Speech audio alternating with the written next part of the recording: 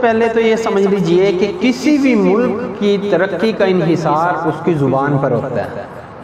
उस मुल्क की ज़ुबान क्या है? आज हमारी ज़ुबान उर्दू है, हमें उर्दू के हवाले से सोचना चाहिए कि उर्दू ज़ुबान को कैसे तरक्की दी जाए, बल्कि ये समझा जाए कि मुसलमानों की ज़ुबान अरबी ज़ुबान, पश्तो और उसके साथ उर्दू, फ़ारसी बहुत पीछे चली गई, जबकि मुसलमानों की एक वक़्त में फ़ारसी ज़ुबान सरकारी ज़ुबान थी।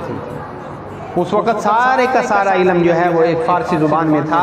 आज भी मुल्क की तरक्की को अगर चाहते हैं तो अपनी ज़ुबान को तरक्की देना होगी।